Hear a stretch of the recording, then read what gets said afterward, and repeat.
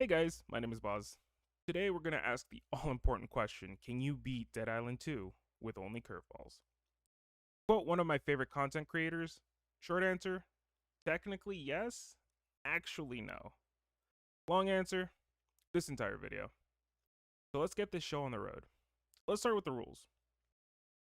I can only deal damage using curveballs or environmental damage caused by my curveballs unless I am forced to do otherwise to progress the story. Until I get my first damaging curveball, which is a shuriken, this will be an unarmed run. If enemies' friendly fire cause environmental hazards to pop off on their own, not my problem. I can't control them or their actions. Damage dealt from breaking out of grapples is allowed. If you don't break out of grapples, you will die. The damage dealt from breaking out is so minimal and inconsequential that it doesn't even matter. However, I can't abuse it by letting myself get purposely grappled. So if you don't like that I was forced to deal damage with non-curveballs to start the run and to progress certain parts of the story, then I guess the run's over. Feel free to click off the video because no, you actually can't beat Dead Island 2 with only curveballs. However, if you like fun and watching a run that is mostly only curveballs, then stick around and watch an absolute horror and amazement the wild ride this was. So a little explanation on curveballs.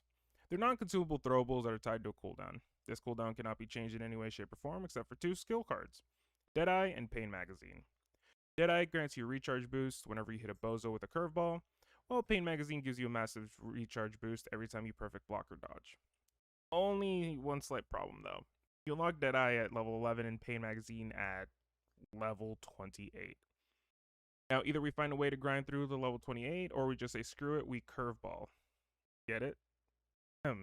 Anyways, I'm going for the latter since I didn't hit level 28 on my main profile until I reached the very final story mission, and that was after doing literally everything available up until that point. So we're gonna have to do a lot of waiting. A lot of it.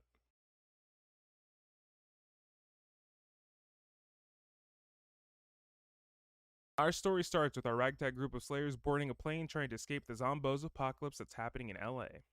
That's when a fangirl of Emma Jaunt gets a little too close and her bootleg Ken doll husband turns into a bozo and bites the fangirl. Then everything goes to hell. The plane gets shot down and we are greeted with a beautiful screen depicting the different reactions the slayers are having. Now that we got the formalities out of the way, we start by deciding which slayer to pick. My first ever playthrough was with Danny, so she's off the table. I wanted someone tough that could handle a lot of damage and be in the thick of it while I wait for my curveball cooldowns. That leaves us with two logical choices, Ryan and Carla. I picked Carla because of her toughness boost when she's at low HP, and her bonus damage when she's surrounded by zombozos. It might not have been noticeable, but I swear that toughness boost saved my butt more than once. Once we pick Carla, the scene changes, and the fireball that was previously our plane has crash landed, with us having some shrapnel embedded in our belly. Just normal LA things, no big deal. We pull out the sheet metal and saunter forward. Sadly, this is one of the points where the run would be considered a failure for some of the purists out there. We are unable to proceed without attacking the box with a weapon. Run's over, pack it up, everyone. Okay, those of you that stayed, let's keep the train moving. We go through the whole tutorial until we reach the other half of the plane and open the door. We are then introduced to our first fellow survivors, Emma, Michael, and Mr. Bleeding Ears. We overturn a sheet of metal to help another survivor that is trapped under part of the wreckage. After failing to move the wreckage, zombozos start roaring and our troubled trio runs off, while we stay behind to help the doomed survivor. And to reiterate, since we don't have damaging curveballs, the run is an unarmed run. So we take the next 10 minutes kicking our new friend to unalivement. Once the next wave of zombies spawn, we are able to scrap our weapons and throw hands. After that wave is dealt with, we knock the flaming wheel down and get bitten by a bozo. Rookie mistake.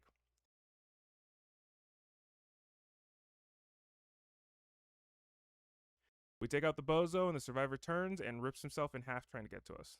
Wicked. As we slowly lose ourselves to the infection, we manage to push through it. The title screen pops up, we black out into a loading screen, and then are spat out into Bel Air.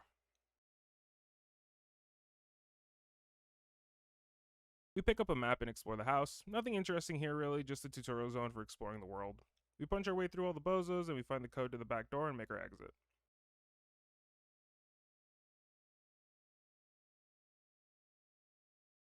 Immediately across the street is Emma's house. We buzz the intercom and make our way inside. We show Michael that we got bit, but that we're okay.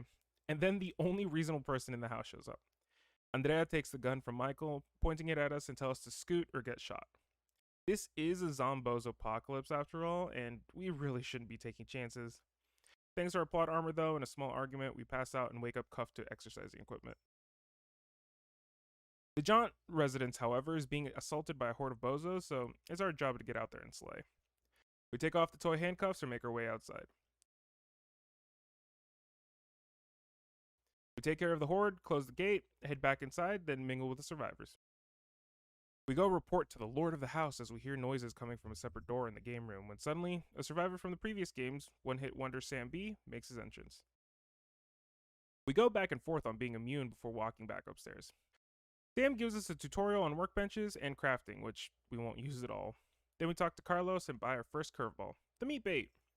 Useless by itself, it'll come in handy later when comboing with other curveballs. All it does is attract zombies in an AoE. We go to Emma's room, have a little chat, and are told about our next destination, Halperin Hotel. Upon entering the Halperin Hotel area, we are greeted with our first damaging curveball, the Shuriken. You throw 3 shurikens in front of you, dealing direct damage with a chance to maim the bozos. From this point onward, our goal is only to do damage caused by curveballs. We pick up the curveball and head straight to the hotel. As we approach, we notice that there are massive holes caused by the constant tremors hitting LA. We make our way to the entrance of the Halperin Hotel, being greeted by some bozos in the lobby. This is our first main story required Unalive 'em all segment, after getting our first damaging curveball. We take advantage of the environment by throwing shurikens at gas tanks and baiting zombies with the meat bait. We also discover that by hitting batteries, we can very inconsistently trigger the electrical AoE. After clearing the room, we follow a voice speaking over the intercom. This leads us to our second Unalive 'em all segment and a pool full of caustic axe. By using the meat bait, we can lead bozos into the pool, causing them to melt. Any bozos immune to the caustic, well, we wait out our cooldowns and unalive them with shurikens. After clearing out the pool, we delve further into the hotel to find Major Booker and get evac the hell out of here. Inside the hotel, we find our next curveball, the Chem Bomb. The Chem Bomb is going to be the star of the show and an essential part of our kit. What it does is explode on contact, causing zombozos to become soggy and traumatized. It also clears fires and caustic environmental hazards. When bozos are soggy, they're extremely susceptible to electrical attacks and becoming electrified, stunning them in place and doing damage over time. When a bozo is afflicted with traumatized, they can't move or attack, making it easier for us to land our curveballs. After retrieving our new best friend, we continue our mission to gain access to the radio in the ballroom. The further and further we journey into the hotel, we hear loud and terrifying roars as Booker antagonizes something we can't see. We make our way through the current floor of the hotel, climbing into the vents. We find room 307 and Major Booker's tattered remains. We swipe the keycard off her and head back down to the ballroom.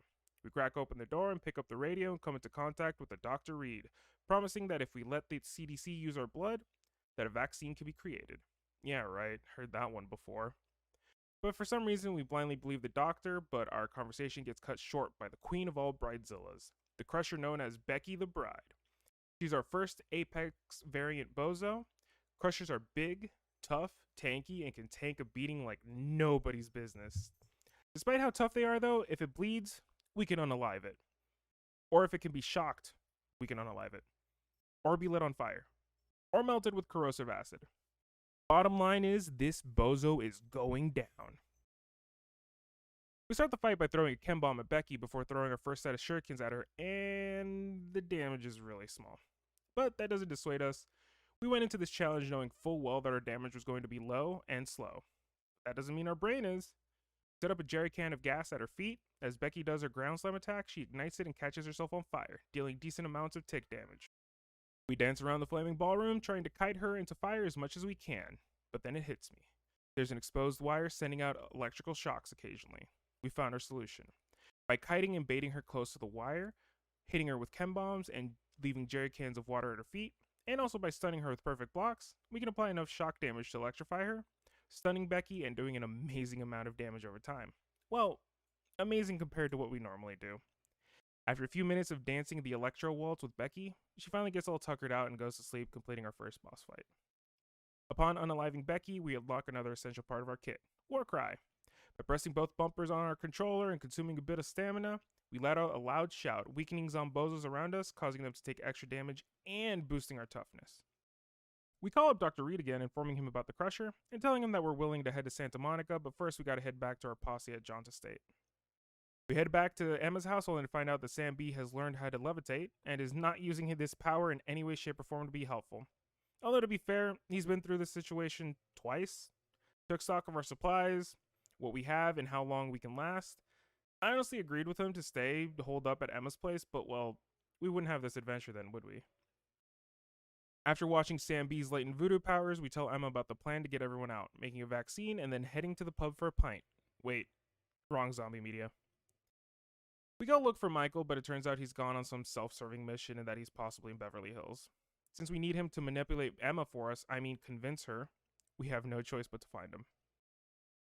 We move towards the loading zone that leads to Beverly Hills, only to be stopped by a bunch of military zombozos and a named Crusher.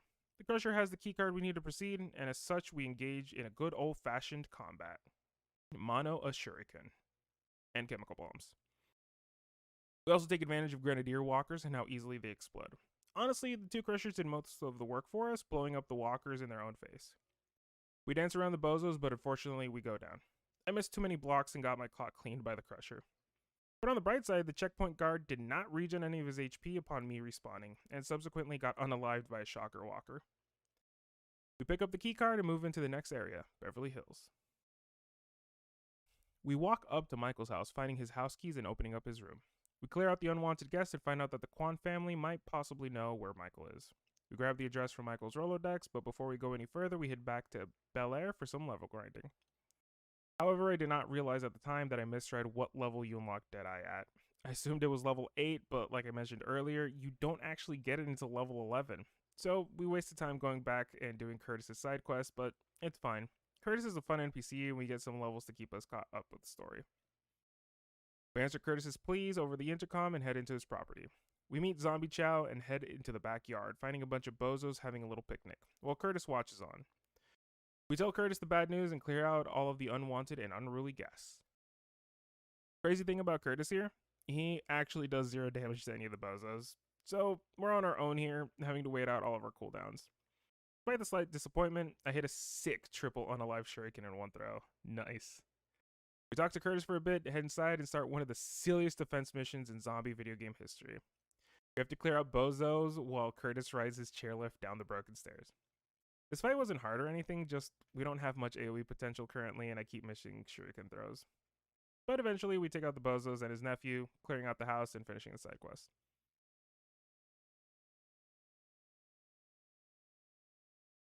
Now that we have that distraction out of the way, we head back to Beverly Hills to continue our search for Michael. We go to Jesse Kwan's house, greeted by rockstar legend, the Panties Man. He tells us to clear out the bozos and close the gate, then he'll talk to us. We clear out the zombozos and close both gates and head inside. A note informs us that Jesse's holed up at the construction site up the street. We clear the site, find Jessie in a back room, and she lets us know that Michael went to Monarch Studios. Joy. We clean out the group of bozos outside the checkpoint leading to Monarch Studios, pick up a key, and then head out. Before entering the next zone, we find our next curveball, the pipe bomb. Amazing when paired with the bait bomb, it explodes after a small timer. Only issue is that it's super bouncy and inconsistent. Beggars can't be choosers though, so we pick it up and continue. We arrive at Monarch Studios and begin our search. We come through each stage following tracks left behind by Michael and what seems to be a bozo that's stalking him. We find Michael in Emma's trailer and get assaulted by a fire extinguisher before being rudely interrupted by Michael's superfan, a slobber. Slobbers are our next Apex variant. They're tanky, clever, and have ranged caustic attacks. But the fight's no different from our previous Apex. Yeah, it has a lot of health, but we have more determination and patience than a well-trained dog told to sit. We kill the slobber, clean up the stragglers, and have a sit-down with Michael. This dumb idiot of a fool came all this way to retrieve Emma's Romero. What a guy. Truly a hero. He gets a pass though since he found a ton of medical supplies. We get pinged on the radio by Sam B, who lets us know that he has a lead on where to get a bunch of guns.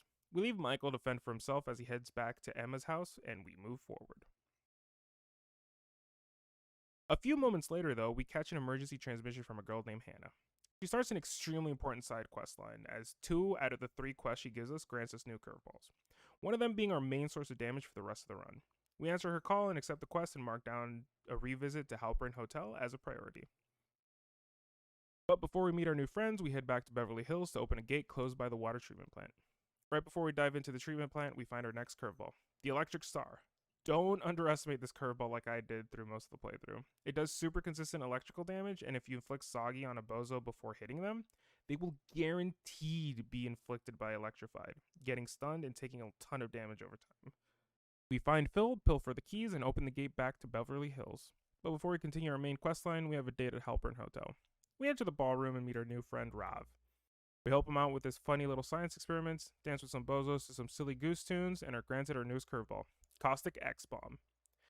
I'm not gonna sugarcoat it, it sucks.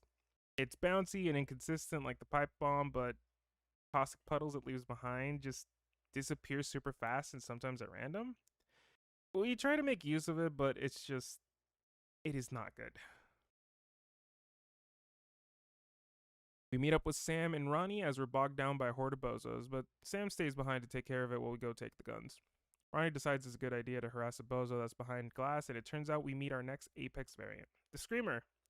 Ronnie unfortunately gets devoured, and we decide to take it out on the Screamer. Same old, boss mob that takes forever to kill. Screamer's special thing is that they scream and whip bozos into a frenzy. Their scream prevents us from sprinting and slowly pushes back. We let Sam know that Ronnie became fancy feast for the bozos. He laments about how hard it is to keep non-immune folk alive. We then hear a horde approaching. We pick up the gun behind us, immediately scrap it, then start unaliving the horde of zombozos. Clean up the bozos and regroup with Sam, telling him about Dr. Reed and how they're going to make a vaccine out of our blood. He laughs at the idea, but we're very adamant that a stranger on a radio is going to save us. Wait a second, that sounds a bit familiar. Anyways, we head back to Emma's house and find out that Michael got bit on his way back home. He ends up turning and we have to put him down. Emma breaks down and kicks us out of the house, and we have a heart-to-heart with Andrea before venturing into the sewer. Shortly after entering the sewers, we meet our next Apex variant, Bursters. They explode if you come too close to them, attack them too hard, or if they hit the ground. These guys are actually going to be our best friend for a lot of the upcoming Unalive 'em All segments. We're saved by Patton, our other new best friend, before the Burster turns us into a fine red mist. We find out he's a veteran helicopter pilot, we thank him for helping us, and head deeper into the sewer. A short jaunt later, and we're led to our next curveball. The Molotov really doesn't need much of an explanation. You throw it, fire happens. It's going to be essential for large groups of bozos. We continue onwards until we finally arrive at what would be another run killer, the area where we unlock Fury mode. I am unable to use curveballs in any way, shape, or form. There are no bursters or chances for friendly fire, so I am forced to unalive the bozos using my bare hands. Run's over yet again, kids. Thanks for watching. Reused jokes aside, we clear out the zombozos and venture further until we reach the surface of Venice Beach. We clear out some bozos that are harassing the Blue Crab crew, close the gate, and have a chat before one of them gets their heads popped like a zit by a crusher. Sad times. Oh well, moving on. We're tasked with unaliving two crushers, Moose and Dylan. We agree to head out. We end up meeting Patton as he's scavenging the insides of Moose and are taught how to use zombozo parts for crafting weapon perks. Patton means well and all, and it's just we can't use this knowledge. Maybe next time. We head out behind Lenny's and find our next Apex variant, the recolored, I mean Inferno Crusher. He has all the powers and abilities of a Crusher, but on fire. Fight goes how it normally does, throw chem bombs and shurikens at him. Chem bombs put his fire out really easily, so this is just a normal Crusher fight. We let Alex know that both the Crushers are down for the count, and he tells us that the best way to Sterling Hotel is by going through the army base down the beach. We take a stroll down to the beach, cycle an airlock, and arrive at the lifeguard tower. We meet Warrant Officer Rodriguez, who we buy a curveball off of. The Flashbang. It's a timed explosive, bouncy, inconsistent, etc., etc., causes enemy to become traumatized. We won't be using it, but it's in the collection. After buying the Flashbang, we head out towards the final quarantine zone that leads to Ocean Avenue. We clear out all the bozos in our way and continue our journey. We meet with a spot of trouble at the entrance of the Sterling Hotel. It's okay, even if we did unalive at one point, but we came back and dealt with the bozos at the entrance. We're then greeted by Denise, who points a gun at us. Good, stay vigilant. We need more Denises in this zombozo apocalypse. Dr. Reed gets her to stand down and we have a chat at his office. After the scene with his daughter Tisha, we take a nap before talking to the local vendor who holds our next curveball, a sticky bomb. Another one of our essential curveballs, it sticks to whatever we throw it at before blowing up when something enters its proximity, or if enough time passes. Super cool. We talk to Denise, who tells us we don't have clean water anymore and Bob went to go fix it. No big deal. We find Bob, put him out of his misery, and fix the water situation. Easy peasy. We break the news to Denise before going to talk to Dr. Reed again. Turns out the CDC isn't running anything anymore, and we gotta get tested, proving that we're immune. Reed doesn't have the equipment needed to do said tests here, so we have to go to Santa Monica. Figures. More importantly, though, we're called by Hannah again to save one of her lost little lambs. This time at Monarch Studios, we're going to save me? No joke, when I first played this game, I was freaking out because I know approximately 0 people that also go by Boz. Thanks, Dambuster. I've been waiting for Dead Island 2 for so long. You guys totally knew and included me in the game. I'm so flattered. However, our multiverse meetup is cut short by Sarah being harassed by a bunch of bozos attracted to the DD9 replica. Clear out the bozos and completely ignore her quest, heading directly to Soundstage 5. We talk to Bozzy and start massacring bozos left and right. After clearing the stragglers, we're rewarded with our main source of damage for the rest of the run, the military grenade, a high-power explosive that goes off when it comes into contact with literally anything. It's quick, consistent, and accurate. I love this thing. We fast travel back to the Sterling Hotel and head down into a sewer line that takes us directly to the CDC HQ on the beach. We push through the CDC HQ until we reach a machine that can supposedly test our blood. We find the code required to fire it up and get our arm nibbled on.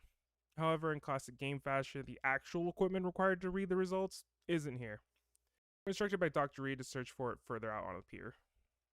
Climb up a lifeguard tower in order to unlock a fast travel point because we're going on a quick treasure hunt. We head back to Venice Beach to pick up Joe's secret stash, which contains our next curveball, the electric bomb. It's okay. It explodes in an AoE similar to a Shocking Walker special attack. Kinda inconsistent though, but still super useful. We head back to the pier and go through the little arcade section. Here we meet our next recolor, Apex variant, the Voltaic Screamer. It does the same thing as normal Screamers, but they can electrify their own friendlies. Crazy. I have a bit of a confession to make. We're going to fight one of, if not the absolute toughest boss this game will have to offer for us in this run. Our next target is the Apex variant, the Butcher. Specifically, Butcho the Clown. Every other Zombozo we've fought so far, we've been able to handle since as soon as they lose a single point of HP, gone for good. But that's not how it works for Butcho. At certain HP thresholds, he will run away and regen health. Massive amounts of health, very quickly. I will admit I was scared. I had this cute little idea of, hey, let's do a challenge run of Dead Island 2. I haven't seen anyone else do a run yet, but in the back of my mind I knew. I knew that this was going to be the biggest roadblock on this journey. Butcho is the real final boss. Anything after this, no matter how tough it is, will be a victory lap compared to this guy. Butcho is going to be the thing that tests my patience and my resolve to my absolute limits. I knew that if I messed up, then I was going to be here a very long time. Or maybe I'd have to call it quits. Give up. Use the, I couldn't do it so I had to enter Fury mode to maintain enough DPS to take him down. Sorry guys, run is impossible otherwise. You know, as an excuse to cover up feelings of inadequacy, of impatience, of a lack of resolve. I will be honest though. As soon as I rode the Ferris wheel and was introduced to Butcho, I didn't have a plan. Not a single thing was going through my mind at that moment. No strategies, no bright ideas, nothing. All I had was a fire, growing, burning in my chest. I wasn't going to give up that easily. Come what may, I'm prepared. I'll face whatever storm is thrown at me. I have a bit of a bad habit dropping things or quitting when the going gets tough, or when things seem like it'll be too much work or if it'll be too hard on me. Not today though. At least once, I'm going to see this through. To you, viewer, this might be a little silly to be so attached to the idea of finishing this challenge run in a silly little video game, and wonder why. Why is he taking this so seriously? Yes, in part I started this as a fun little idea, but it's grown to so much more than that. It's a promise. Not made to anyone else but to myself that no matter what, I am capable of great things. Well, great to me at least. That no matter what, even if my brain might be wired wrong, even if I'm disabled, even if I'm sick, that I can still live life just like anyone else. I won't be held down anymore. This to me symbolizes so much more than just pixels on a screen. To me, this was my white whale. My mountain I had to climb over, my own demon that I had to surpass. That no matter what, I can still believe in myself, that I'm worthy of the praise my loved ones give me, that I can live up to the image that they have of me. So let's get to it. Let's kick some Sombozo butt. We start the fight off the same way we always do. War cry and a chem bomb to the face, followed up with a military grenade. But something's off. I was scared because I saw the immune flying text pop out. It's okay though, that's only because his blade arms are immune to damage for the most part. But I didn't have time to think about that in the middle of the fight. I had to figure something out, and fast. But I didn't feel rushed. I knew I could do this, that I could find a way to beat him. This was going to be a war of attrition, and damn it, Butcho, I was going to win this war of endurance. If I was going to deal with his attack chains, I had to perfect block. There was not any room for mistakes. I had a single health pack, and I had to make sure I only used it in an emergency. I started getting the rhythm for his attack patterns, perfect blocking him and staggering, giving me some breathing room by stunning him and regenerating some of my HP. Fight continues on. I stagger him, war cry, chem bomb, military grenade, with some molotovs thrown in for good measure. I managed to get him into a corner of the boss fight arena that was permanently lit on fire.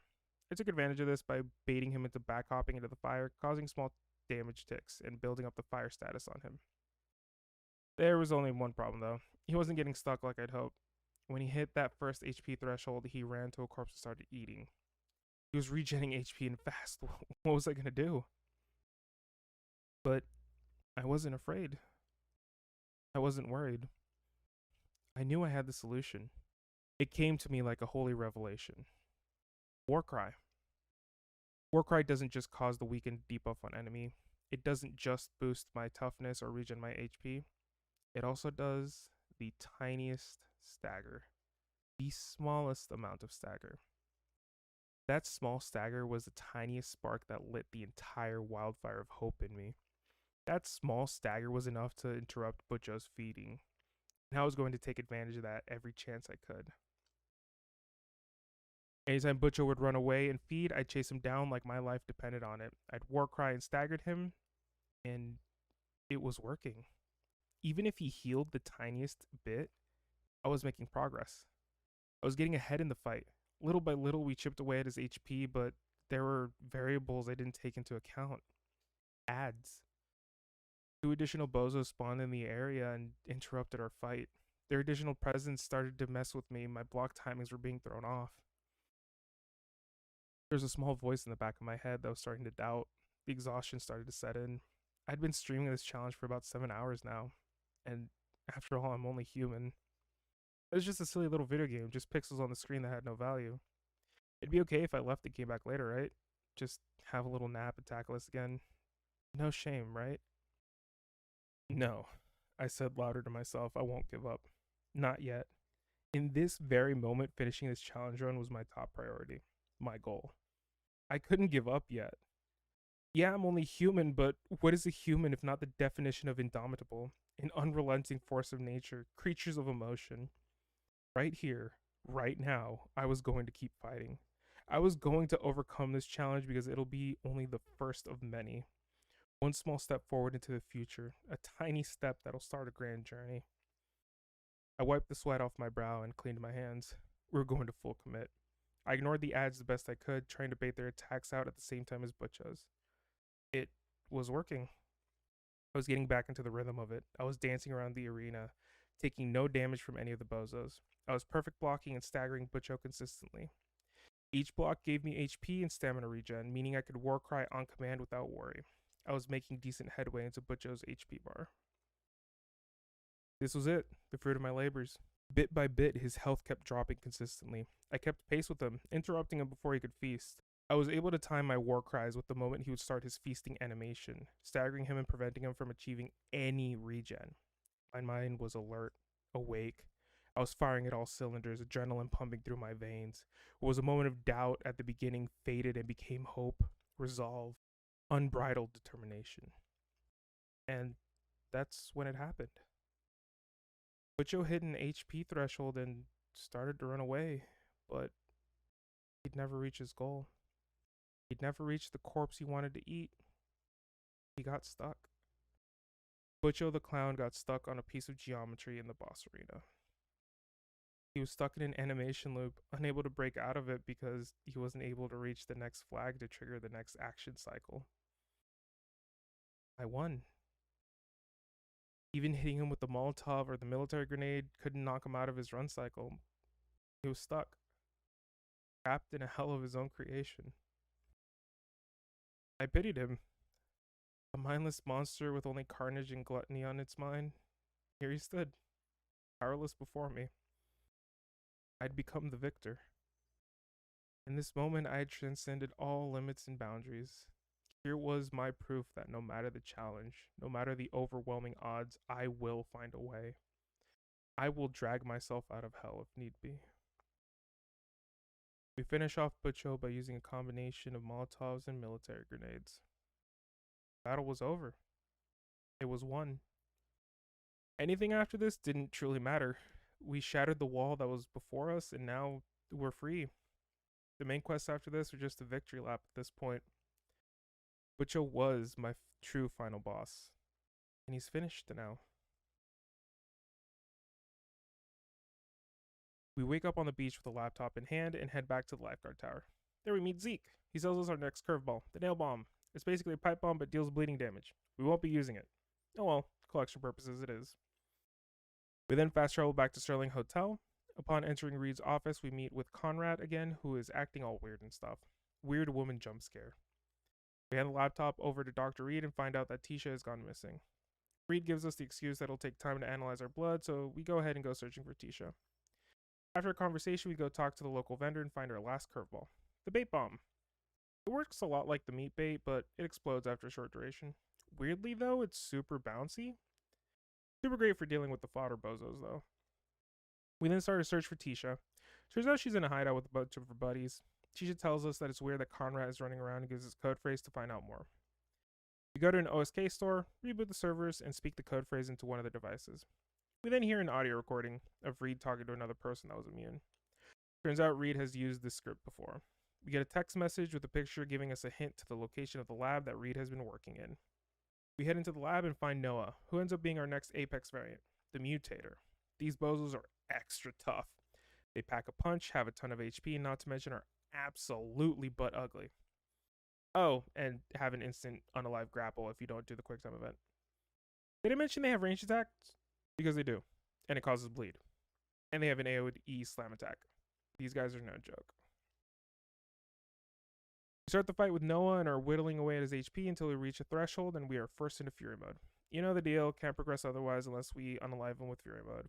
We clean his clock, go feral, get our butts beat by Tisha, and have an ominous conversation with Conrad and her crew. We go back to the Sterling Hotel to try and get some answers from Reed, but it turns out he just took off in a helicopter with Tisha.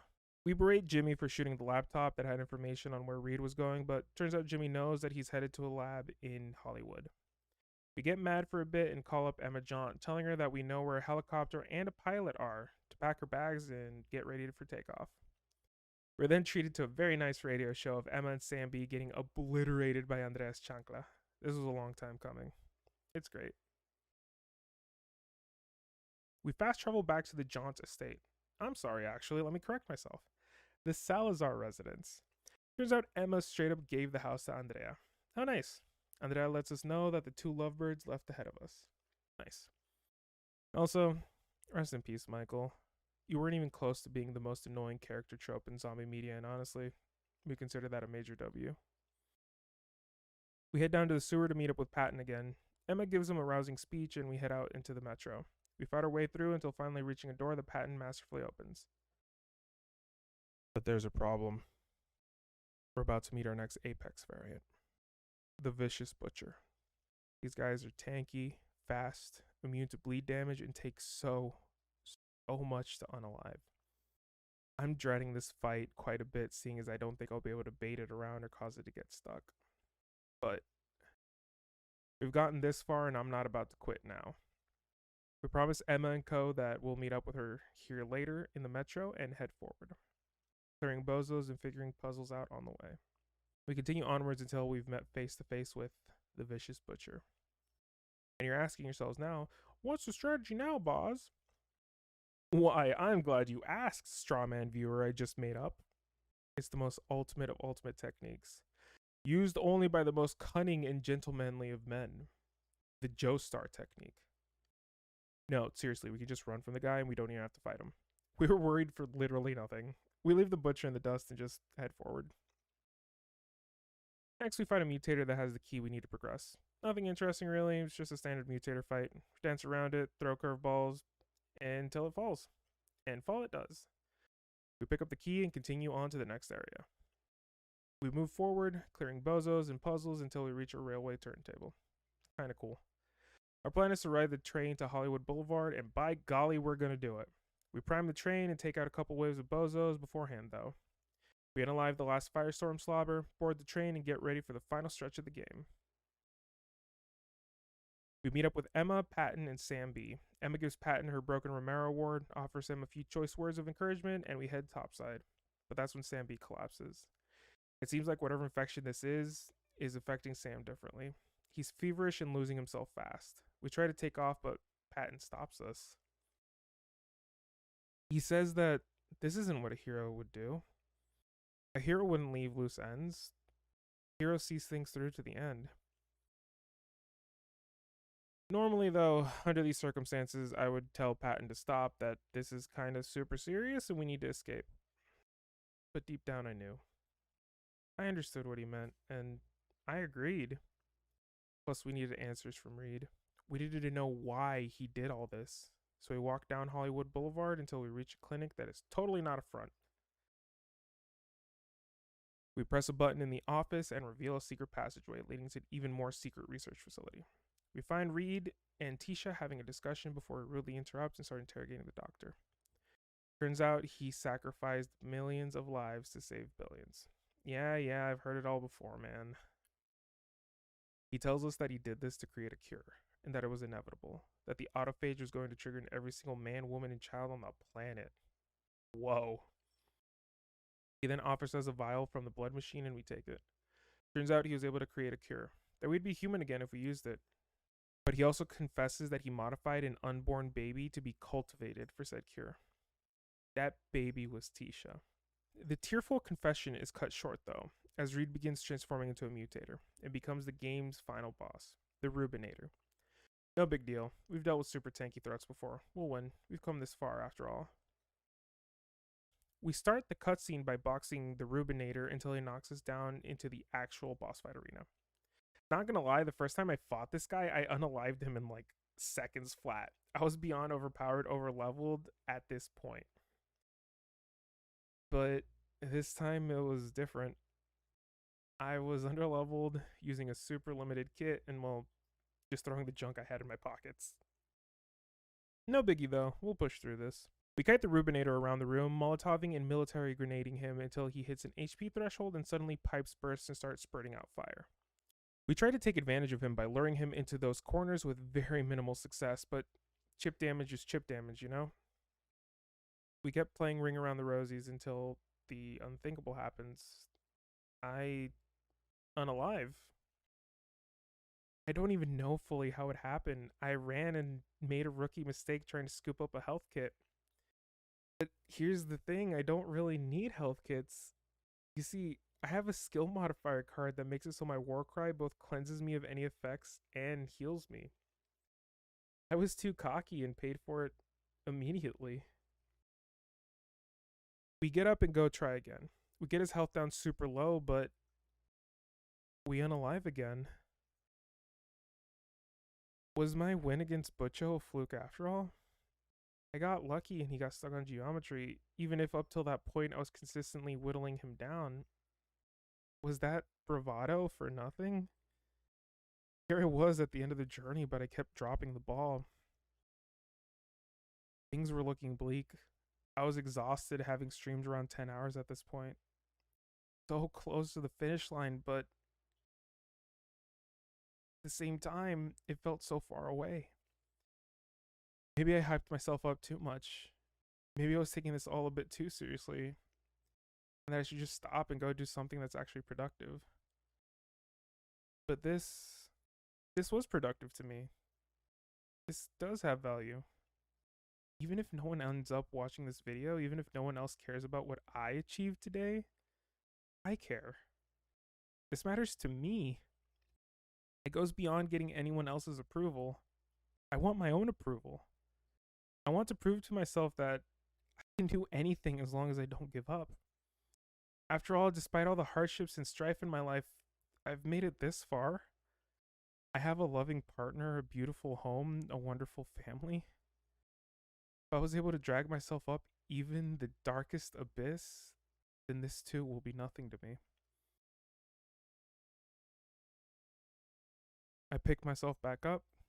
I had no plan, no strategy once again, but I did have another revelation. We're going back to the classics. No more military grenade, no more Molotovs. The answer was there, right in front of me. The chem bomb and the electric star. I fix up my loadout and go to round 3 with the Rubinator. I start dancing and dodging, ducking and weaving through the room, ignoring health kits and such, and healing as needed with Warcry. I was getting into a rhythm. Something I didn't know from my previous playthroughs, however, is that as the fight goes on, more and more ads spawn of varying types. They can even include Apex variants. But I ignored them. My only target was Rubinator. I don't know what came over me, but my accuracy was more consistent. I was hitting Rubinator with chem bombs and shurikens like it was nothing, even weaving my shots between other enemies. Hope was coming back to me. I was filled with such determination that I was ready to burst. The fight continued. I kept hitting Rubinator with the chem bomb and electric star, stunning him and dealing damage over time. The electricity would jump to nearby bozos as well, slowly clearing out the armies of ads. There were some close calls with the screamers screaming, slowing me down and preventing me from sprinting, but it wasn't enough to stop me. I was locked in, committed. I was going to emerge victorious. The fight raged on for what felt like multiple eternities until finally, the Rubinator fell. It was over. We did it. We beat Dead Island 2 using only curveballs. We were free. We head back out to Patton and the rest, watching Emma say her final goodbyes before we attempt to administer the cure. Emma takes the injector from us and administers it to Sam. We say our farewells to everyone, wishing them good luck, and we stay behind. To do hero stuff, you know? Find Tisha. To do the right thing. And with that, the question's answered. You can technically beat Dead Island 2 with only curveballs. Thank you, everyone, for going on this journey with me. This project meant a lot to me, and I'm so happy I was able to go through with it. I want to thank a ton of folks for inspiring me to start my own challenge runs. Ambiguous Amphibian, The Backlogs, Baron's Castle, B and Creation Corporation, Flygon HG, Hazard, Johnstone, Clutch, Mickey D, Nurbit, Ragnar Alvar Gaming, RPG Challenge Runs, Small Ant, Spuddy Cube, The Drifters Broadcast, Yinfa, and last but not least, Zero Lenny. You guys have given me hours and hours and hours of endless entertainment, and I thank you for being such important inspirations for me. I hope I was able to do all of you even a moderate amount of justice. Thank you all for coming on by. If you enjoyed, hit that like button. If you want to see more, hit that subscribe button. We also stream these challenges on Twitch. Thanks again, and adios, familia.